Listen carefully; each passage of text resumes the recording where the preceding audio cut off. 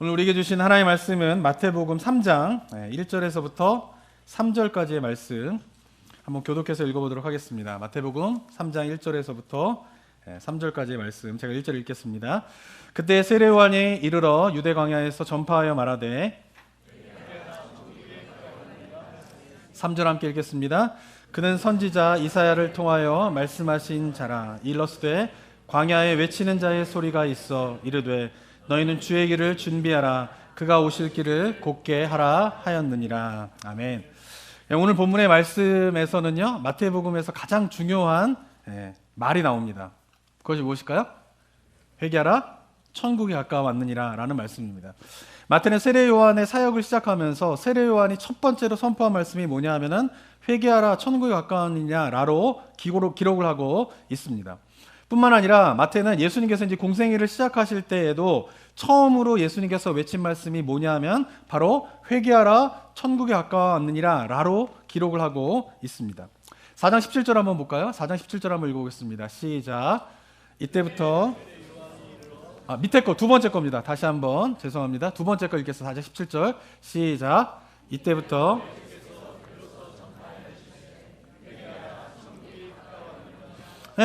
그리고는 예수님께서 12제자를 키우시고 난 다음에 12제자를 마태복음 10장에서 파송하시는 장면이 나오게 되는데, 그때에도 예수께서 이 12를 내보내시며 명하여 이르시되 가면서 전파하여 말하되 뭘 하라고요?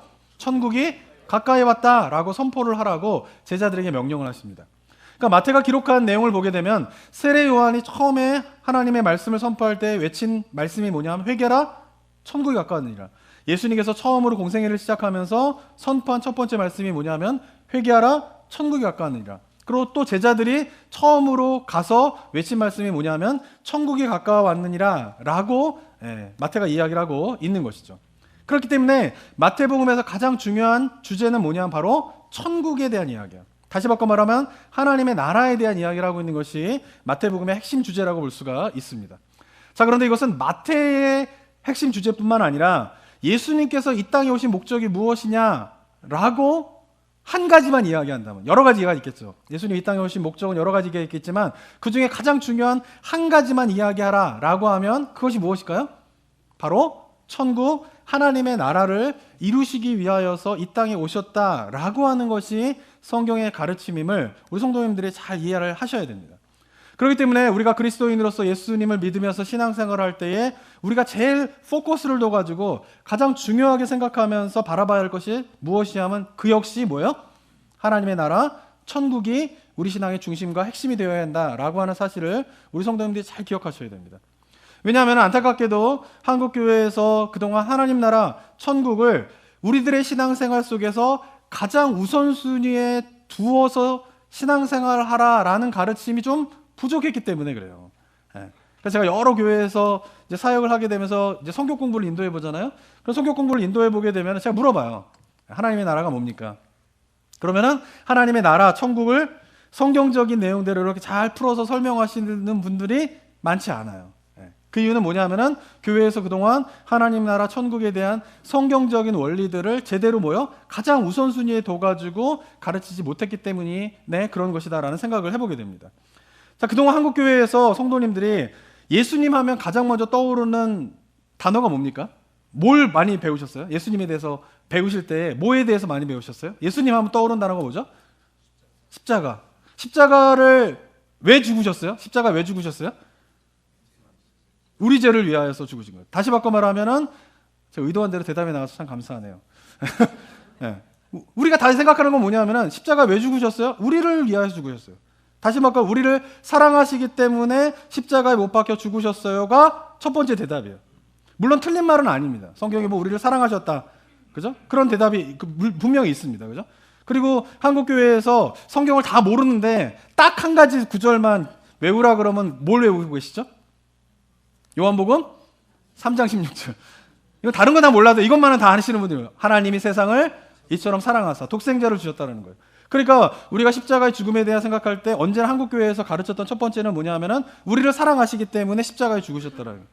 더 나아가서 그냥 나를 사랑하시기 때문에 십자가에 죽으셨다라고 십자가의 죽음의 의미를 배웠는데 틀린 건 아니에요. 그렇지만 가장 우선순위에 두어서 십자가에 죽으시는 의미가 무엇이냐라고 하면 그것은 나를 사랑하시기 때문에 십자가에 죽으셨다는 아니에요. 잘 들으셔야 돼요.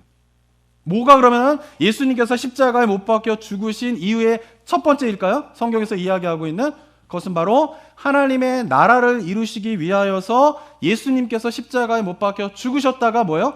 십자가의 죽음의 가장 우선순위에 두어야 할 목적이다라고 하는 것을 우리가 깨달아야 돼요.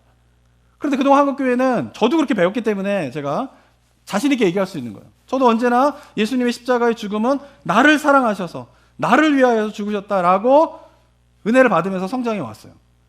그런데 안타까운 것은 십자가의 죽음을 나를 위하여서 나를 사랑하시기 때문에 죽으셨다라고 하는 그 가르침 속에서 나타난 이상한 신앙의 결과는 뭐냐면은 이기적인 신앙이 되는 거예요.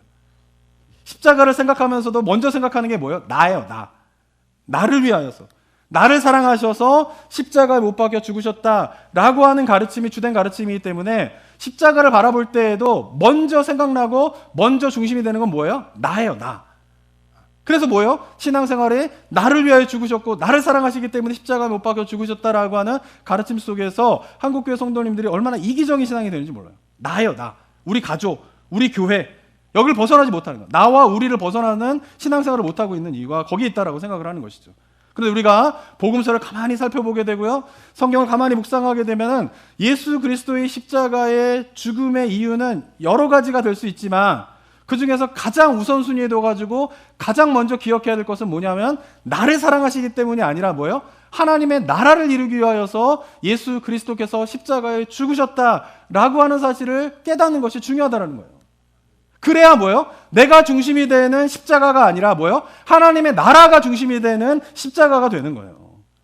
그런데 우리는 나를 중심으로 너무나 생각하기 때문에 하나님의 나라, 그거는 뭐예요? 또 역시 누구를 위한 거예요? 나를 위한 거예요. 나를 위한 거예요. 그러니까 그렇게 신앙이 모든 것들이 다 뭐예요? 나 중심이에요. 특별히 현대인들이 뭐예요? 인간 중심의 그런 사고와 이런 문화들 가운데 살게 되면서 뭔가 하나님 중심과 하나님의 나라의 중심이 되어야 되는 신앙이 기독교 신앙임에도 불구하고 하나님의 나라, 하나님이 먼저고 우선이 되는 신앙이 아니라 나예요, 나. 근데 그것이 아니라 우리가 다시 한번 오늘 이 시간에 좀 깨달아야 될 것은 십자가의 죽음의 가장 큰 의미는 뭐냐? 바로 하나님의 나라를 이루시기 위하여서 예수님께서 십자가에 죽으셨다가 첫 번째가 돼야 되고, 그 다음에 나를 사랑하셔서 예수님께서 십자가에 죽으셨다가 따라와야지 우리가 온전한 하나님의 나라, 하나님의 중심이 되는 그런 신앙으로 나아갈 수 있다라고 하는 사실을 우리 성도님들이 깨닫게 되기를 축원합니다. 왜냐하면은 우리가 이제 마태복음을 매주마다 묵상하게 될 때 제가 하나님의 나라에 대한 이야기를 여러 차례 이야기를 할 거예요. 마태복음에서. 그죠? 그런 가운데서 바라기는 우리 성도님들이 매주일마다 함께 마태복음을 묵상하게 되면서 하나님의 나라의 의미가, 성경적인 의미가 무엇인가를 정말 깊이 있게 깨닫게 되는 은혜가 있게 되길 소망합니다. 그리고 그 하나님의 나라를 깊이 깨닫게 되면서 하나님의 나라를 이루어가는 신앙의 생활이 얼마나 기쁘고 그것이 얼마나 은혜로운 삶인가를 체험하게 되는 은혜 역시 우리 성도님들 가운데 있게 되기를 주님의 이름으로 축원합니다. 그래서 나를 우선순위에 두는 신앙이 아니라 뭐요? 하나님의 나라, 이걸 우선순위 되는 신앙생활로 나아가셔야 돼요. 그래야 뭐예요? 하나님의 일하심을 경험할 수 있는 거예요.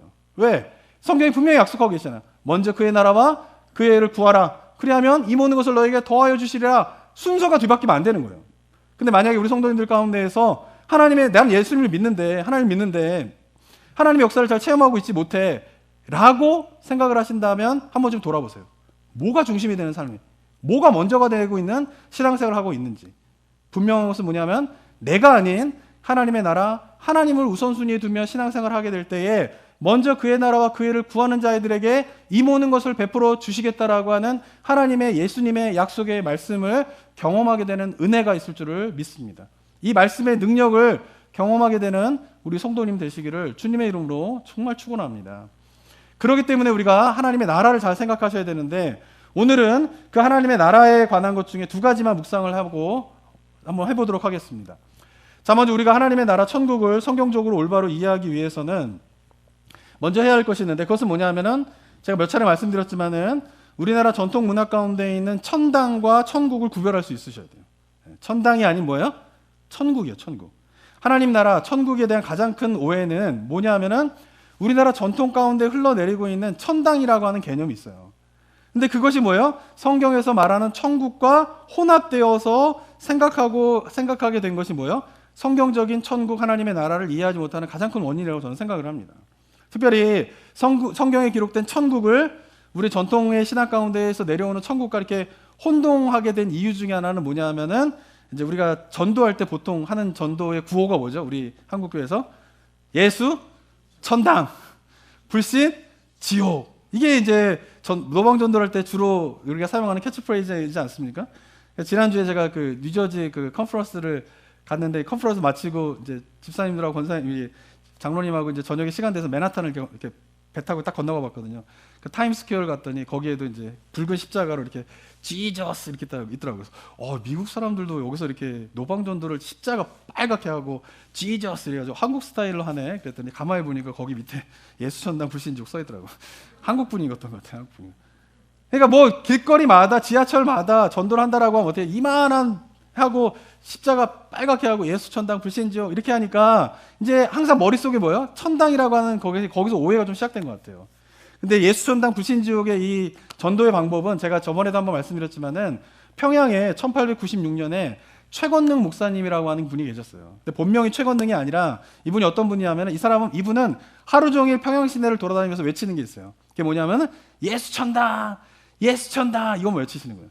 근데 그때는 놀랍게도 이 최건능 목사님이 예수천당 이렇게 외치기만 해도 사람들이 반응을 해가지고 회개하고 예수님을 믿게 되면서 막 부흥이 일어나게 되는 일들이 일어나게 됐어요. 그러니까 이분의 본명은 그게 아니었는데 이 권능 있는 목사님이다 그래가지고 그분의 별칭을 최건능 목사 이렇게 하면서, 그분이 굉장히 유명한 그 목사님으로 이렇게 기독교 전통에서 흘러내려오게 됩니다. 그리고 그 이후부터 노방전도를 한다라고 하면은 이분의 전도 방식을 따라서 외치는 거예요. 뭐를? 예수천당. 근데 거기다 하나 더 붙었죠. 이제 불신지옥 이거까지 붙이면서 예수천당 불신지옥이 이제 한국교회 전도하게 되는 가장 이제 유명한 그런 문구가 됐는데, 거기서 왜 천당이라고 하는 말을 사용하게 되면서 천국과 천당을 혼동하게 되는 그런 일들이 일어나게 되었다라고 하는 것이죠. 그리고는 이제 이 천당과 천국을 좀 혼용하게 된 또 이유 중에 하나는 뭐냐면은, 이 마태복음에 번역된 천국이라고 하는 단어가 이 천당이라고 하는 단어와 발음이 유사하잖아요. 천국, 천당. 그죠? 근데 아셔야 될 거는 뭐냐면은, 천국이라고 하는 단어는 성경 전체 속에서 마태복음에만 나오는 단어예요. 다른 데서 나오지 않아요. 그래서 오늘 읽은 본문에서 보면 회개하라, 천국이 가까우니라 라고 이야기를 하고 있죠. 예수님도 4장 17절에 회개하라, 천국이 가까우니라 라고 마태는 이야기하고 있지만, 같은 구절을 마가복음에 보면요 어떻게 기록을 하고 있냐면 이렇게 기록을 하고 있어요. 마가복음 1장 15절 한번 읽어볼까요? 읽어보겠습니다. 시작. 이르시되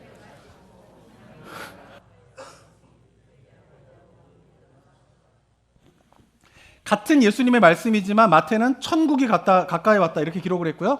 마가는 어떻게 해요? 하나님의 나라가 가까이 왔다 이렇게 이야기를 하고 있어요. 누가복음도 마찬가지입니다. 누가복음 4장 43절 한번 또 읽어볼까요? 시작. 예수께서 이르시되 하나님 나라 복음을 전하여야 하리니 나는 이 일을 위해 보내심을 받았노라 하시고 하면서, 누가복음에서도 예수님께서 외치신 복음이 뭐예요? 천국 복음이 아니라 하나님 나라 복음이라고 누가는 이야기를 하고 있는 것이에요. 그런데 마태만 이 하나님의 나라가 아닌 뭐예요? 천국. 이것도 이제 천국이라고 하는 단어를 이제 사용하고, 우리나라 번역을 천국이라고 번역을 했는데, 이제 보면은 마태복음에 보게 되면 이 천국이라는 단어가 보면은 32번 나오게 됩니다. 그리고 하나님의 아버지의 나라가 5번 나오게 되고요. 그리고 인자의 나라가 2번 나오게 되고요. 그 다음에 예수의 나라가 1번 나오게 되고, 하나님의 나라는 4번 나오게 돼요. 그러니까 마태는 의도적으로 뭐예요? 하나님의 나라라고 하는 단어를 덜 사용하고 주로 사용한 단어가 뭐예요? 천국이라고 하는 단어를 사용했던 것이죠. 이유가 무엇 때문이냐 하면요, 이 마태복음은 처음에 누구를 대상으로 썼다고 제가 말씀드렸죠? 일부는 대답이 나왔는데 누구를 대상으로 썼다고 그랬죠? 마태복음을? 유대인. 그렇죠. 이분도 그렇죠. 우리 성도님들도 만만치 않으신 분들이죠. 그죠? 그러니까 유대인들 대상으로 썼는데, 유대인들은요 하나님이라고 하는 그 단어를 입에 올리지 않아요. 왜냐하면 십계명의 제 3번째 계명이 하나님의 이름을 망령되이 일컫지 말라 그랬잖아요. 그러니까 망령되이 일컬을까 봐 하나님의 이름을 입에 올리지 않는 게 유대인들의 풍습이에요. 그래서 성경을 읽을 때에도 히브리 성경, 구약 성경을 읽을 때에도 하나님이라고 하는 단어가 네 글자가 있거든요. 네 글자. 그 단어가 딱 나오면 이거 읽지 않아요. 그리고 어떻게 하냐면 아도나이 이렇게 읽어요. 왜냐하면 이거 잘못 읽다가 내가 만약에 나도 모르게 부정한 상태에서 이거를 잘못 읽게 되면은 이제 죽을 수도 있으니까 그래서 아예 읽질 않아요. 그 단어를 읽질 않아요. 그래가지고 생긴 일이 뭐냐면은 히브리 성경에 보면 하나님이라고 하는 네 개의 스펠링이 있는 단어가 있는데 이 단어의 발음을 잊어버리게 돼요. 그래서 구약에 보면 우리들이 어떻게 해요? 하나님을 여호와 하나님이라 그러기도 하고요. 어떤 경우는 야훼 하나님이라고 그러기도 하잖아요. 근데 그 이유가 뭐냐면은 이 네 글자로 된 단어의 발음을 잃어버렸기 때문에 그래요. 하도 발음을 안 하니까. 그래가지고 어떤 분들은 학자들은 이 발음이 네 글자의 발음 여호와다 이렇게 발음해야 된다라고 주장하는 사람들이 있고 또 어떤 학자들은 아니다 이게 여호와가 아니라 야훼라고 발음해야 된다라고 하는 학자들의 주장이 있어요. 그래서 그 단어를 어떤 사람은 여호와라고 이야기도 하고 어떤 야훼라고 이야기를 하는데 정확한 그 네 개의 스펠링이 있는 단어가 뭔지를 몰라요. 이유가 뭐냐면 그럴 정도로 뭐예요? 유대인들이 하도 그 발음을 안 하니까 그 단어의 발음을 안 하니까 그 단어의 발음을 잃어버리게 된 거예요. 그래가지고 추정해서 야훼이다 여호와다 이렇게 말할 정도라는 거예요. 그러니까 유대인들은 하나님이라고 하는 말을 그렇게 하지도 않는 것에 되게 두려워하는 사람들이 어떻게 하나님의 나라 그런 것에 대해서 이야기가 하기가 굉장히 두렵다라고 하는 것이죠. 그래서 마태가 선택한 단어가 뭐냐면 하늘나라예요. 하늘나라.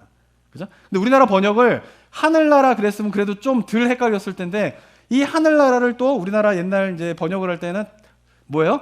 한자로 번역을 한 거예요. 어떻게? 천국 나라 국자를 써요. 하늘 나라 그걸 천국 그래서 회개하라 하늘나라가 가까웠느니라. 차라리 이렇게 좀 번역했으면 좀 덜 헷갈렸을 텐데 회개하라 천국이 가까웠느니라 라고 번역이 되게 되면서 이 천국과 천당에 대한 것들이 헷갈리게 되는 그런 일들이 벌어지게 되었다라고 하는 것이죠. 그래도 마태복음에서 천국이 가까웠느니라 라고 기록을 했어도 번역을 했어도 이 마가복음과 누가복음과 요한복음을 읽다 보면은 이 천국이 바로 하나님의 나라를 이야기하구나 라고 하는 것을 알 수가 있는데 성경을 이렇게 자세하게 공부하시는 분들이 많지가 않죠. 그죠? 우리 통독을 하더라도 마태복음 딱 읽으면서 족보에서 약간 시험에 들잖아요. 이거 읽어야 돼 말아야 돼. 그러다가 처음에 아브라함과 다윗의 자손 예수 그리스도의 세계라 딱 읽고 그 다음에 누가 누구를 낳다 보면은 그냥 읽지도 않고 스킵해버려요. 그러다가 마태복음은 이제 힘들게 어렵게 잘 읽고 난 다음에 이제 마가복음을 펼치면은 마태복음에서 나왔던 내용이 또 마가복음에 또 나와요. 그죠? 누가복음을 보면 또 마태복음과 마가복음에 있었던 내용이 또 나오게 되고 그러다 보니까 어떻게 해요? 마가복음과 누가복음을 되게 자세하게 읽는 게 아니라 마태복음에 있는 내용과 비슷하네 그러면서 이렇게 대강 읽게 되면서 성경을 읽는 경우가 되게 많은 거예요.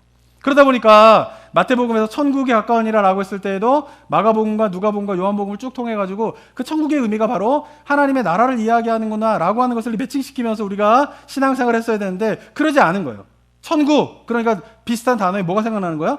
천당 이렇게 생각나게 되면서 두 가지의 개념이 혼용되어지게 되는 그런 일들이 일어났다라고 하는 것입니다. 천당이 어떤 곳일까요? 불교에서 이야기하는데요. 천당은 뭐냐면은 천당은 이렇습니다. 하늘천의 집당자예요. 하늘에 있는 집이에요. 근데 하늘에 있는 집을 누가 사냐 하면은 천상의 세계에 존재하는 신들의 거처가 뭐예요? 천당이에요. 천당. 그 불교에서 이야기하는 거예요. 그러니까 뭐예요?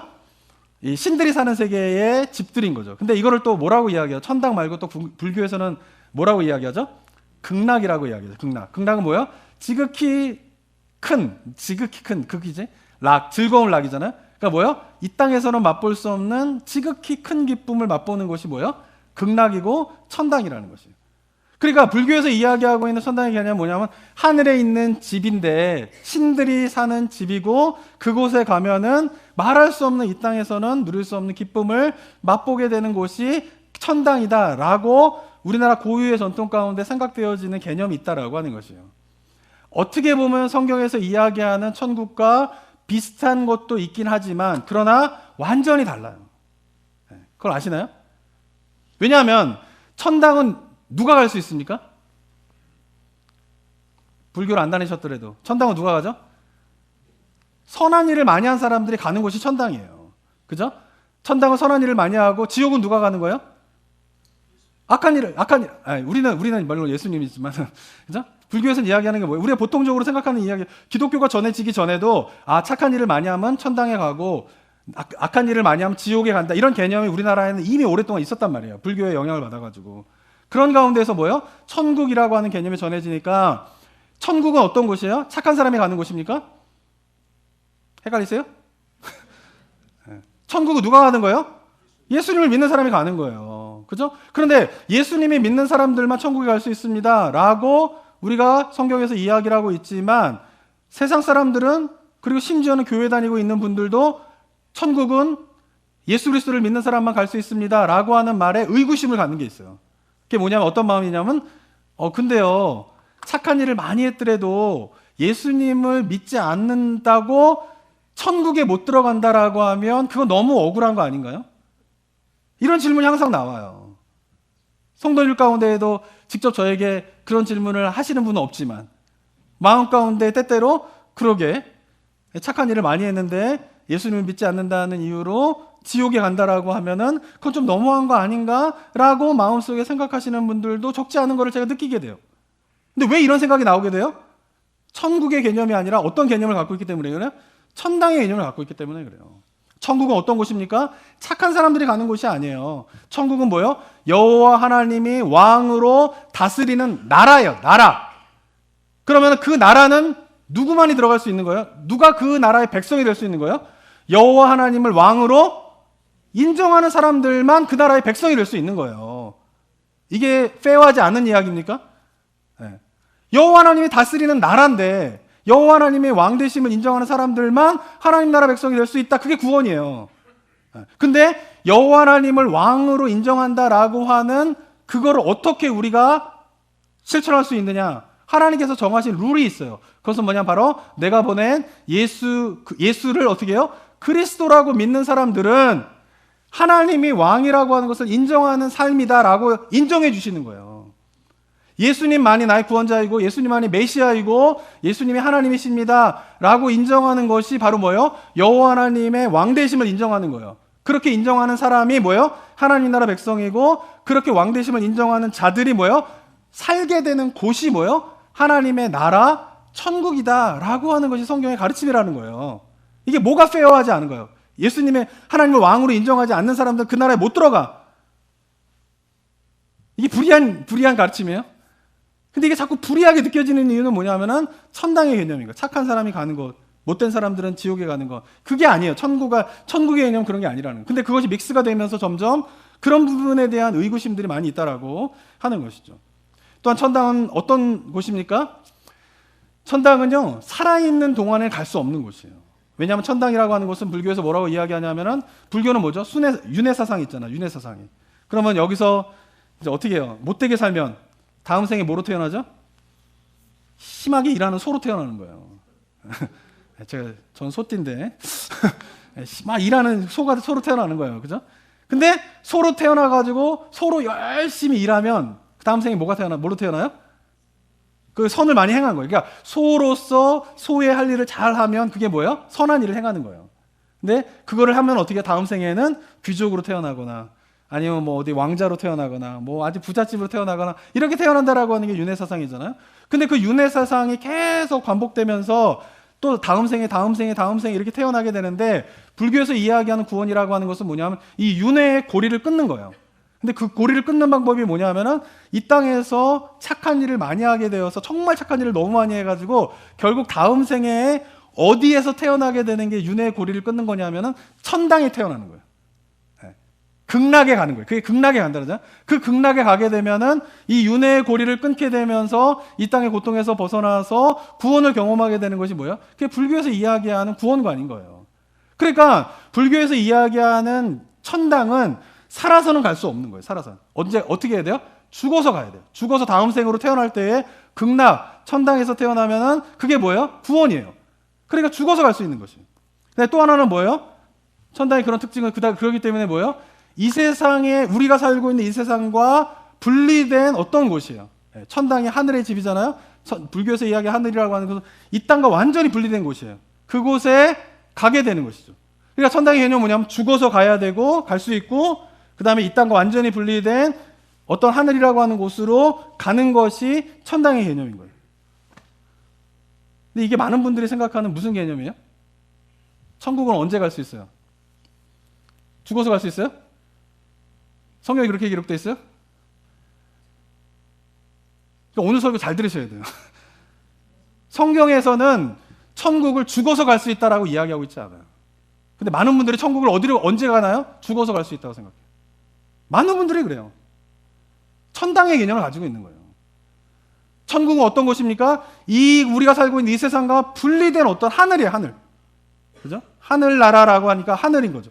그러니까 이 세상과 완전히 분리된 어떤 곳이로 가는 것이다라고 천국을 생각하고 있는 거예요. 그대로 뭐요? 그 모든 생각들이 뭐요? 죽어서 갈 수 있고 우리가 살고 있는 삶과 분리된 어떤 곳으로 간다라고 하는 이 개념은 성경에서 이야기하는 천국의 개념이 아니라 뭐요? 천당의 개념이라는 거예요. 불교에서 이야기하는 천당의 개념이라는 거예요. 그렇다면 성경에서는 어떻게 이야기하고 있습니까? 오늘 본문에서 어떻게 이야기하고 있죠? 회개하라. 천국이 가까이 오고 있다라는 거예요. 어디로 오고 있어요? 내가 살고 있는 삶의 현장으로 천국이 오고 있다라고 이야기하고 있어요. It's coming. 어디로? 우리 going 하는 게 아니에요. 우리가 이제 어떻게 회개하라. 천국으로 가자. 이게 아니잖아요. 예수님 말씀, 성경의 말씀 뭐예요? 회개하라. 뭐예요? 천국이 어디로 오고 있어요? 나에게로 오고 있는 거예요. 나의 삶으로 오고 있는 거예요. 그리고 세례 요한이 죽은 다음에 천국이 온다라고 되어 있어요. 지금 살아있는데, 예수님이 살아있는데, 제자들이 살아있는데 천국이 뭐 하고 있대요? 오고 있다라고 이야기를 하고 있는 거예요. 그러니까 성경에서 이야기하는 천국은 죽어서 가는 게 아니라 살아있는 동안에 도래하는 것이고요. 그리고 우리가 살고 있는 이 삶과 완전히 분리된 어떤 곳이 아니라 어떻게 해요? 우리가 살고 있는 그 삶의 현장으로 커밍하고 있는 것이 뭐예요? 천국이다라고 이야기를 하고 있는 것이에요. 그러면서 천국에서 굉장히 중요한 성경의 가르침가 있는데 첫 번째는 우리 성도님들이 두 가지만 기억하시라고 그랬죠. 첫 번째는 뭐랑 헷갈리지 말라고요? 다시 할까요? 처음부터? 뭐랑 헷갈리지 말라고요? 천당이랑 헷갈리지 마시라는 거예요. 두 번째, 천국의 여러 가지 개념에 대해서 우리가 마태복음을 통해서 하나씩 살펴봐야 되는데 오늘 꼭 기억해야 할 거는 뭐냐면은 성경에서 이야기하는 천국은 이중적인 의미가 있다라는 거예요. 시간적으로. 어떤 의미가 있냐면은 보세요. 천국이 지금 가까이 오고 있대요. 그럼 온 거예요, 안 온 거예요? 천국이 지금 가까이 회개하라. 천국이 가까이 왔느니라. 이게 좀 우리나라 말이에요. 우리나라는 시제가 없어요. 실제적으로는 우리나라 말은 과거 현재 말을 두죽박죽 섞여도 컨텍스트로 이게 미래 얘기구나, 현재 이야기구나, 막 이런 걸 다 알 수 있어요. 그래서 우리가 영어 문법에서 현재, 미래, 과거, 현재 완료, 현재 진행 이런 게 되게 어려운 게 뭐냐면은 우리나라 말은 실제로 이 시제 구분이 별로 없는 언어예요. 이게 국문학자한테 물어봐야 되긴 하는데 이게 막 뒤죽박죽 섞여도 우리나라 말이 다 통하거든요, 그죠? 근데 이게 뭐냐면은 천국이 가까이 오느니라. 온 거예요, 안 온 거예요? 아직 안 온 거예요, 그죠? 그러니까 천국이 이제 올 것이다라고 하는 미래적인 의미로서 오늘 본문에서 이야기를 하고 있는데 그런데 또 성경을 보게 되면 천국은 뭐예요? 이미 왔다라고 이야기를 하고 있어요. 한번 볼까요? 4장 17절에 천국이 가까이 왔느니라 이렇게 이야기하고 있지만 누가복음 17장 21절에서는 어떻게 이야기하고 있습니까? 한번 읽어볼까요? 시작.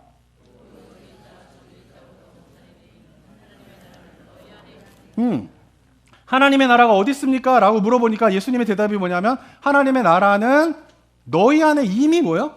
있다라는 거예요. 하나님의 나라가 어떻게 하는 거예요? 왔다라는 거예요. 그러니까 하나님의 나라는 이미 왔다 이렇게 표현하기도 하고요. 성경에서 하나님의 나라는 아직 오지 않았다, 오고 있다라고 표현을 하고 있는 것이 성경적인 천국에 대한 이야기인 거죠. 그럼 왜 이렇게 이중적인 의미를 가지고 성경에서 이야기를 하고 있냐 하면은 성경에서 이야기하고 있는 예수님께서 이야기하고 있는 하나님의 나라 천국은 예수 그리스도가 오심으로 말미암아 어떻게 해요? 시작된 거예요. 그래서 이미 온 거예요. 그래서 너희 안에 있는 거예요. 그렇지만은 예수님께서 부활승천하시고 난 다음에 재림하실 때에 완성될 거예요. 아직 완성되지 않은 나라예요. 이미 시작되었지만 already start 됐지만은 어떻게 해요? Not yet finish 되지 않는 나라라는 거죠. 그래서 뭐예요? already와 not yet이라고 하는 이 두 가지의 시간적인 이중성을 하나님 나라에서 개념 속에 성경 이야기를 하고 있다라고 하는 것이죠. 그러면서 이 하나님의 나라는 어떻게 완성되어지게 되냐 하면은 우리가 마태복음을 공부하면서 반드시 깨달을 건 뭐냐면 하나님의 나라는 뭐예요? 예수 그리스도의 말씀을 믿고 예수 그리스도의 말씀에 따라 살아가는 제자들이 늘어가면 하나님의 나라가 완성되는 거예요.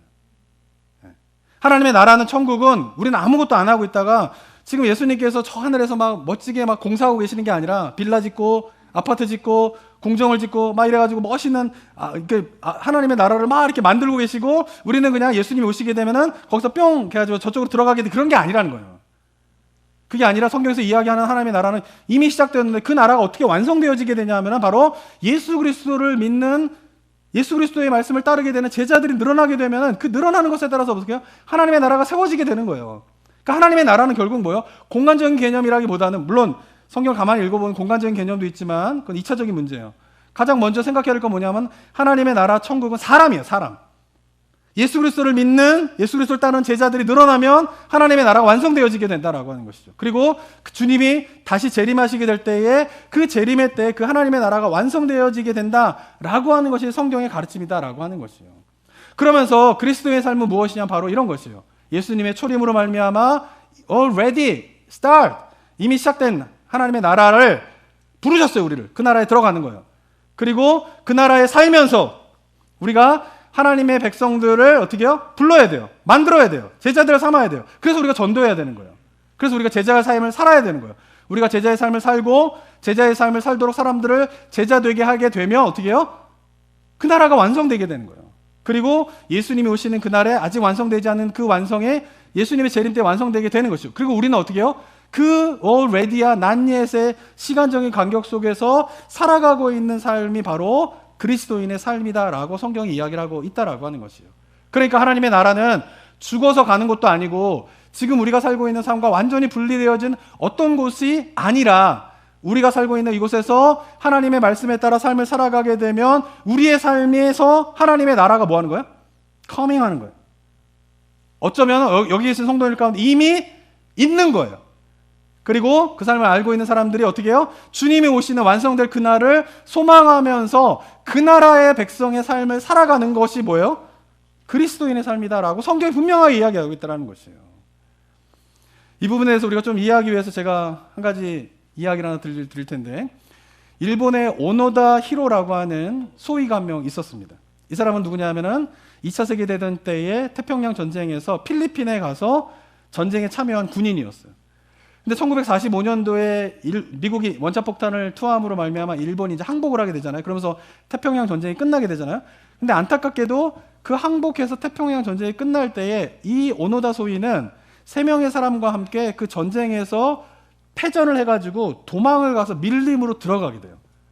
그리고는 일본의 천황이 항복을 했다. 그래서 태평양 전쟁이 끝났다라고 하는 소식을 듣지 못한 채 밀림에서 살게 됩니다.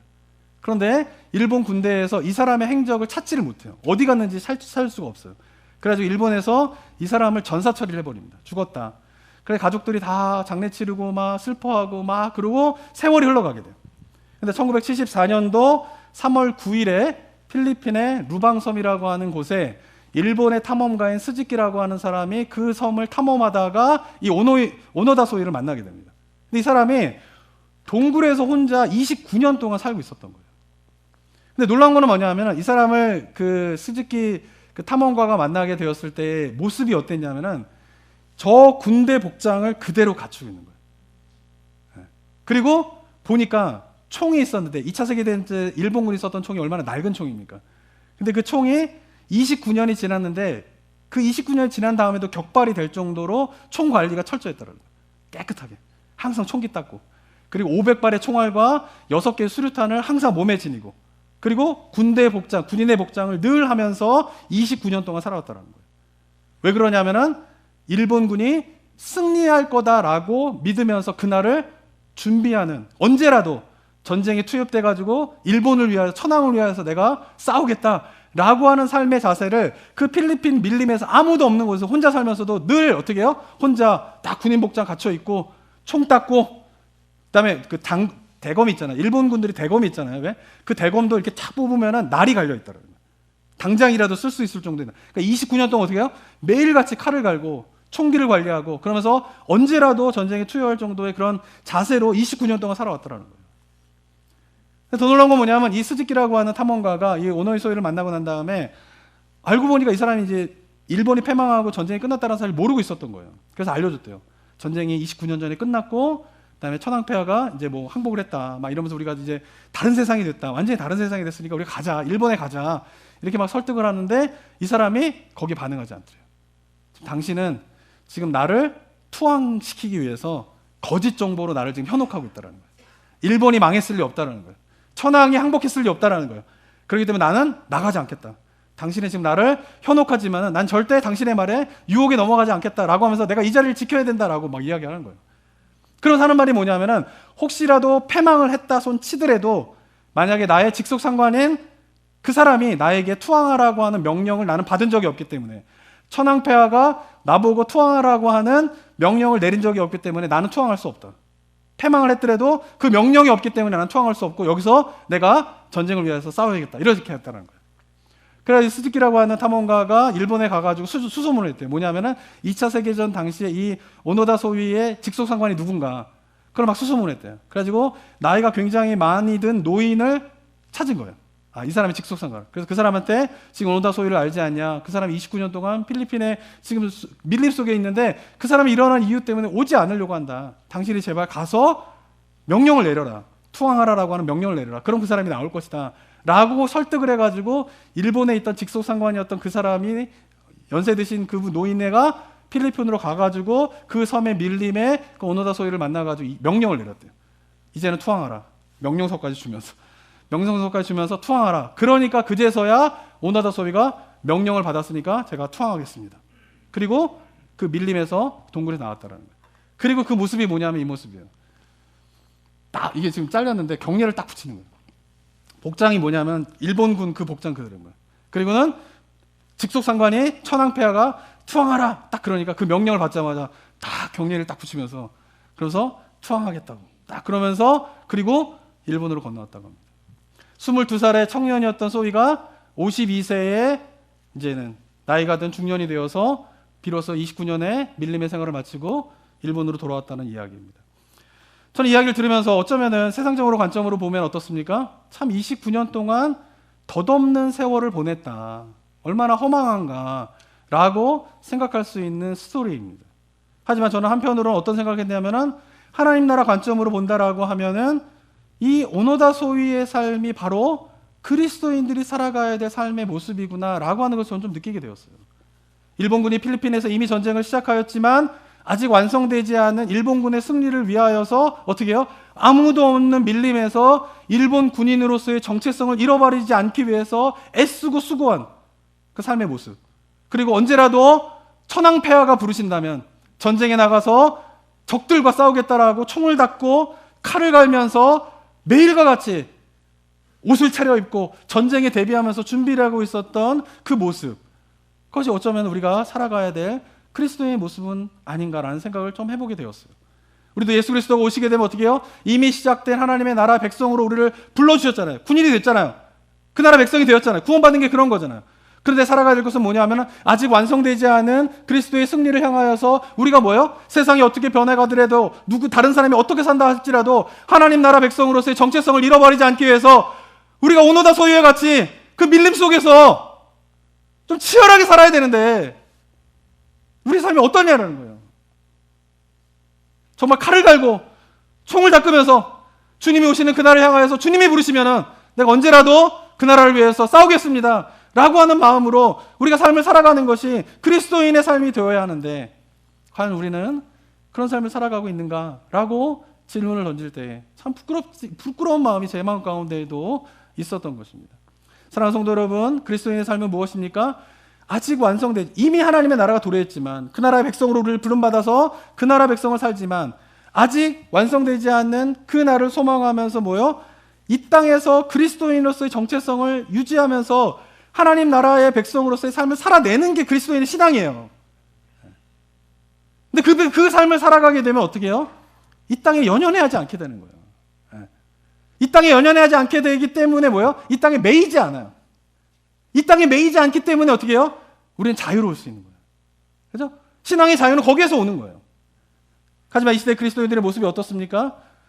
이 땅에서 더 잘 살고 이 땅에서 더 풍요로운 데에 온통 관심이 있어요. 기도하는 내용도 보게 되면은 이 땅에서 배부르고 이 땅에서 풍요로운 것이 우리의 기도의 제목이에요. 그걸 이루어 주세요. 응답해 주세요. 제가 어제 새벽 기도회 때도 말씀드렸지만요. 우리 성도님들이 이제 여러분의 필요를 다 하나님께 구하셔야 됩니다. 처음에는 구하시면 다 들어주세요. 다 들어주세요. 어렸을 때 애기들이 뭐 달라 그러면 다 주잖아요. 부모들이. 그런 것처럼 신앙의 어린 나이에 있을 때에는 하나님이 뭐 해달라 그러면 다 해주세요. 근데 신앙의 성숙이 일어나게 되면은 내가 신앙에 성숙했구나라고 하는 것을 알 수 있는 기준은 뭐냐면요. 하나님 앞에 나의 필요를 다 알고 난 다음에 기도를 할 때는 그렇게 막 기도를 시작하게 되지만은 그러나 기도가 끝나고 난 다음에 마지막에 남는 고백은 뭐냐면 하나님 이 모든 것들을 다 주님 손에 맡겨드립니다. 이 고백이 내 입에서 나와야 돼요. 내 마음 저기분대에서부터 나와야 돼요.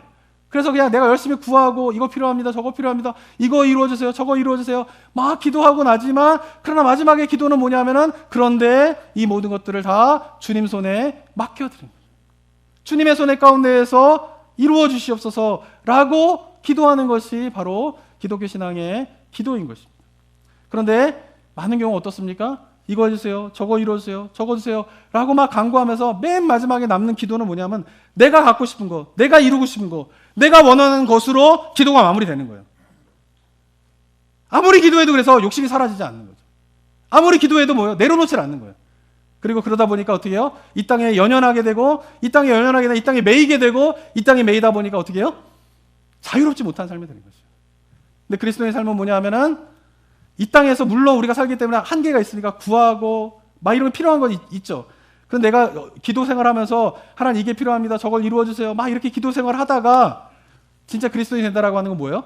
아, 내가 그동안 구하고 찾고 갖고 싶고 이루고 싶었던 그 모든 것들이 하나님의 나라에서는 아무 소용이 없는 거구나라고 하는 것을 깨닫게 되는 거예요.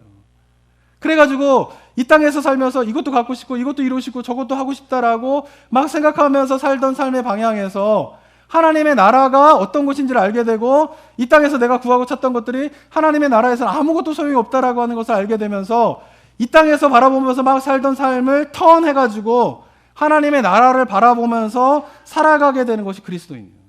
그게 뭡니까? 회개인 거예요. 그게 회개. 회개하라. 그러면 회개한 자는 뭐예요? 천국이 임하게 된다는 거예요. 근데 그 회개라고 하는 것은 내가 뭘 잘못했습니다. 뭘 잘못했습니다. 용서해. 이것도 물론 회개지만은 궁극적으로 우리가 그리스도인들이 해야 될 회개는 뭐냐면은 내가 이 세상을 향하여서 꿈을 꾸고 이 세상을 향하여 소망을 두고 이 세상을 향하여서 내가 살아갔던 삶인데 하나님의 나라를 보니까 이게 아무것도 아닌 거예요. 그래서 더 이상 이 세상을 향하여서 살던 나의 삶의 방향을 턴해서 하나님의 나라를 향하여서 살겠다라고 다짐하고 고백하는 것이 회개입니다. 그리고 그 회개가 있는 자들이 그리스도인이에요. 그리고 그 회개가 있는 그리스도인들에게 하나님의 나라가 임하게 되는 것입니다. 저는 바라기는 우리 성도님들이 이런 하나님의 나라를 경험하게 되는 은혜가 우리 삶 가운데 있게 되기를 주님의 이름으로 축원합니다. 진짜. 그래서 이 땅의 풍요로움을 구하는 삶이 아니라 하나님의 나라를 소망하는 삶을 살면 놀라운 건 뭐예요? 이 땅의 풍요로움을 맛보게 된다는 거예요. 근데 예전에는 이 땅의 풍요로움을 맛보기 위해서 막 구하고 찾을 때에는 여기에 매여 있어요. 이게 없으면 죽을 것 같아요. 이게 없으면 완전히 인생이 끝나는 것 같아요. 그런데 하나님의 나라를 추구하는 가운데에서 하나님께서 이 땅에서 살 때에 베풀어진 풍요로움을 경험하면 거기에 매이지 않아요. 누려요. 근데 거기에 뭐예요? 매이지 않아요. 언제라도 주님이 부르시면 탁탁 털고 그냥 딱 쏘고 하나님의 나라를 향해서 턴해가지고 또 나아갈 수 있는 삶의 모습으로 우리가 참된 그런 자유로움을 경험하게 되는 것이 바로 그리스도인의 삶이 된다라고 하는 것입니다.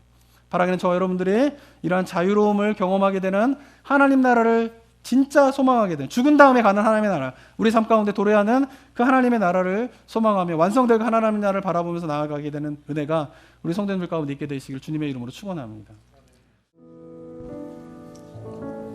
사랑 가운데가 충만하신 하나님 아버지, 이 땅에 오신 예수님의 오심의 의미가 무엇이며 이 땅에서 십자가에 못 박혀 죽으심의 의미가 무엇인지를 다시 한번 깨달으면서 하나님의 나라가 이미 도래하였고 우리를 그 하나님 나라 백성으로 부르셨음에 대한 그 주님의 부르심을 온전히 깨닫고 주님이 오시는 그날에 완성될 하나님의 나라를 위하여서 살아가게 되는 삶의 모습이 이곳에 계신 성도님들의 삶의 모습 되게 하여 주시옵소서.